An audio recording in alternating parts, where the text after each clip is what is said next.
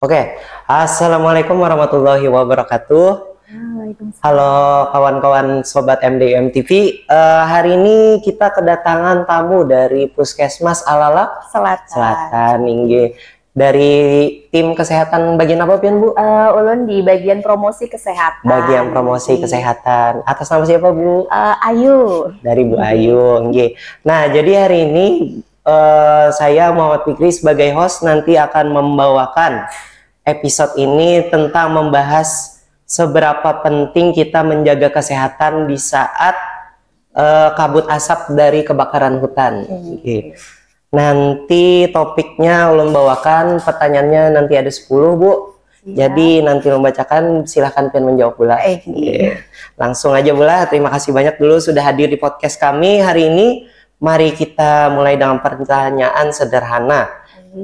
Kira-kira apa sebenarnya Bu yang terjadi pada tubuh kita bila kita terpapar kabut asap? Baik, jadi kabut asap ini banyak ya mengandung zat-zat berbahaya. Seperti contohnya ada karbon monoksida, CO, kemudian ozon, O3, kemudian nitrogen dioksida, di mana apabila senyawa atau zat ini masuk ke dalam tubuh kita, tentunya bisa mengakibatkan penyakit itu, atau ibaratnya tubuh kita ini jadi keracunan gitu ya, karena jumlahnya terlalu banyak masuk ke dalam tubuh kita. Jadi selain senyawa-senyawa berbahaya tadi, bisa juga nih di dalam kabut asap itu ada debu atau partikel-partikel kecil nih yang apabila kita hirup masuk ke dalam hidung, kemudian saluran pernapasan, itu akibatnya nanti bisa dampaknya ke ISPA. Nah, kita sering sebutnya ISPA, infeksi saluran pernapasan akut. Iya, akut Bula.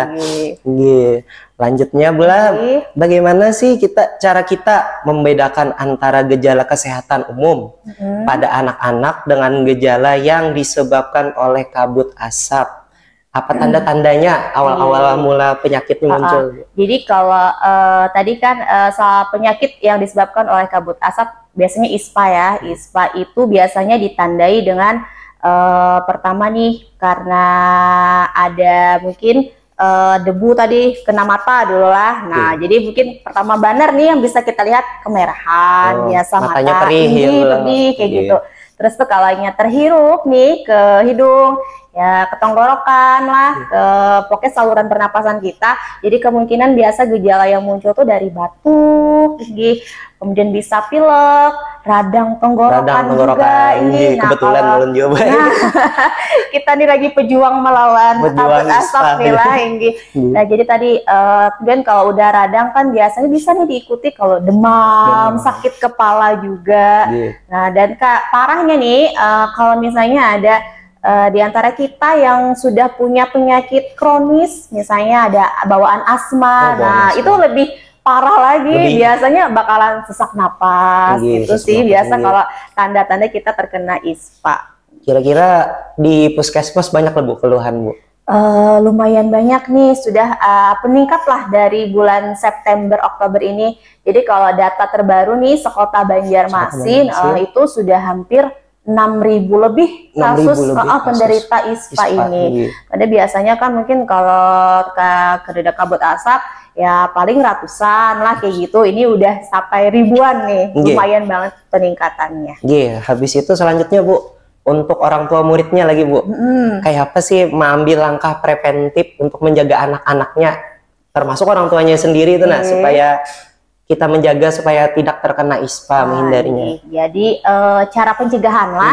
Jadi paling pertama sih sebenarnya yang bisa kita lakukan adalah mengurangi aktivitas di luar rumah. Nah itu kan kabut ini banyaknya di luar rumah ya. Jadi sebisa mungkin kurangi aktivitas di luar rumah.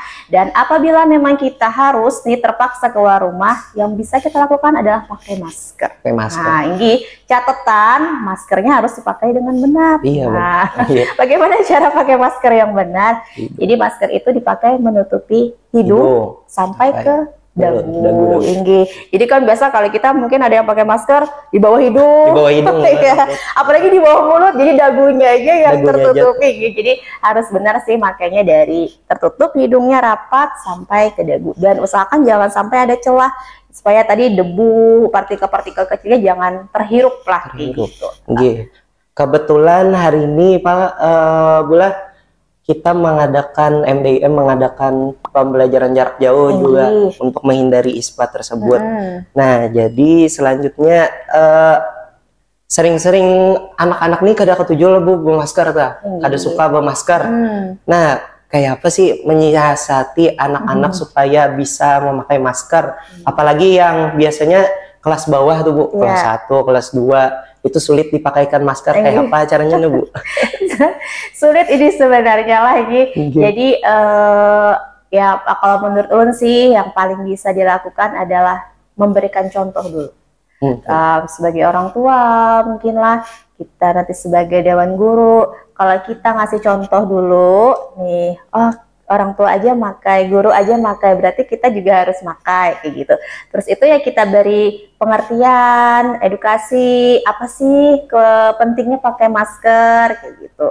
Jadi ya pemulaan ini jangan berpaksaan dulu Pak. Ini kan pasti jangankan anak-anak, orang dewasa pun yang kada terbiasa pakai masker kan merasa pengap, ngali, benak, semat-semat menurunkan ya. Jadi sedikit-sedikit lah dilajari dulu masker, kita jelaskan tadi bagaimana cara penggunaan masker yang benar. Terus kalau misalnya dia masih kadang-kadang nanti menurunkan maskernya sedikit, ya kada apa-apa lah belajar kayak gitu. Nanti akhirnya akan terbiasa kok. Terbiasa.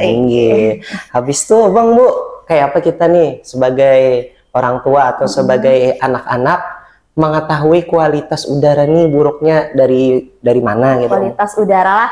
Jadi sebenarnya kalau kualitas udara itu biasanya ditentukan lewat alat pengukur.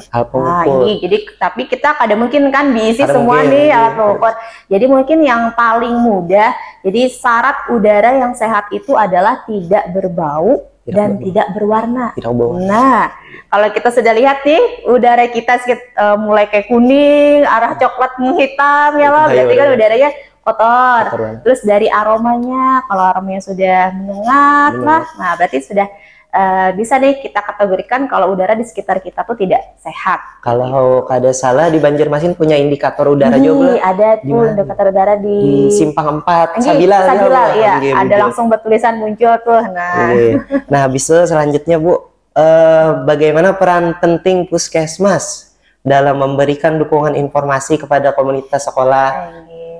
Program-program pian ada Bu. Jadi kalau ini dalam berapa minggu ini yang sudah kami lakukan nih, kami ada keliling ke sekolah-sekolah, berikan edukasi sih. Pertama buat gurunya dulu, kemudian ada juga buat muridnya tentang bagaimana supaya tetap sehat di masa kabut asap ini. Terus itu sambil kemarin ada bagi-bagi masker juga. Cuma mungkin tidak terlalu banyak yang kami bagikan karena memang jujur sekolah di wilayah kami Puskesmas Alak Selatan itu lumayan banyak, ada 19 sekolah SD, terus itu TK-nya 23. Nah, jadi kada kebagian kalau semuanya harus bagi-bagi masker. Jadi Pak, tapi ada programnya bulan. Jadi kami sampel aja, kami kasihkan, pokoknya ngajarin satu kelas misalnya kayak apa cara pakai masker yang benar, cara menjaga kesehatannya. Terus ada gurunya juga kan yang mendampingi, harapannya nanti gurunya sih yang bisa meneruskan ke murid-murid yang lainnya. Dan ini juga nih, alhamdulillah hari ini diundang sama MDIM turut membantu kami nih. Bantu sosialisasi. Iya betul, ada acara ini. Walaupun kita lagi pembelajaran jarak jauh ya, nah jadi tetap bisa tersampaikan informasinya lewat podcast ini. Luar biasa Bu. Habis itu Bang Bu, nih kan kalau sudah terkena ISPA atau penyakitnya, kira-kira adakah makanan atau minuman yang patut dihindari atau patut untuk sebagai obatnya? Jadi dari makanan lah. Kalau yang pertama sih yang harus kita rutinkan adalah minum air putih. Minum air putih sebanyak-banyaknya. Soalnya kan tadi debu partikel kecilnya masuk nih ke dalam tenggorokan kita ya, bikin batuk. Nah, harapannya kalau kita banyak minum air putih, tadi debu-debunya bisa ikut larut, mengurangi juga tadi sakit tenggorokan, batuk lah. Jadi paling pertama itu air putih, kemudian juga makan makanan yang bergizi seimbang. Seimbang. Jadi gizi seimbang biasa kita kenal dengan isi piringku istilahnya lah. Jadi isi piringku. Isi piringku. Isi piringku itu pedoman kita sekali makan. Jadi di dalam piring kita itu harus ada sumber karbohidrat, protein, sayur dan buah. Nah, jadi ini masa kabut asap ini di mana daya tahan tubuh kita rendah lah karena diserang tadi lah. Jadi kita bagaimana cara meningkatkan daya tahan tubuh kita, salah satunya dengan makan sayur dan buah. Jadi harus dibanyakin nih makan sayur buahnya, karena kan sayur buah itu banyak vitamin sebagai antioksidan juga, melawan senyawa-senyawa jahat. Nah, berarti untuk orang tua murid dan anak-anaknya harus banyak-banyak makan buah buah dan sayur. Itu catatan juga nih, kalau buah dan sayurnya harus dicuci dulu. Siapa tahu kan buahnya tadi, sayurnya terpapar sama si debu-debu asap tadi, jadi jangan lupa harus dicuci bersih dulu, jangan sampai kita makan malah jadi penyakit gitu ya. Kira-kira makanan yang dihindari Bu saat ini? Makanan yang dihindari mungkin makanan yang berminyak-minyak. Biasanya kan bikin radang tenggorokan kan ya, bikin tambah kita batuk kayak gitu. Ya kalau bisa kayak es, ciki-ciki juga nih anak-anak biasanya suka ciki-ciki. Kancak tuh nah, apalagi kan kita musim kemarau panas, paling nyaman kan minum es lah ini. Takutannya terkajut, awak kita ya bisa tadi radang jadinya. Jadi itu balik tadi tuh air putih hangat sih yang paling bagus tadi. Habis itu ada beberapa kasus Bu, anak-anak masih main-main di luar Bu. Nah, bagaimana orang tua di rumah bisa mengedukasi anaknya supaya bahwa ini tuh bahaya gitu Bu. Kayak apa ya? Iya. Jadi ya sebenarnya peran orang tua itu sangat penting paling sih. Penting mereka yang bisa mengawasi anak-anak di rumah kan. Jadi tadi pertama kita kasih pengertian dulu. Sementara ini gitu, jangan main di luar dulu karena banyak kabut asap. Kita jelaskan tadi bisa bikin sakit ya lah. Terus itu tadi sih harapannya pokoknya peran orang tua jangan sampai kecolongan lah ya lah. Kecolongan. Gak ada sekolah malahan anaknya malah main di luar, main bola di luar.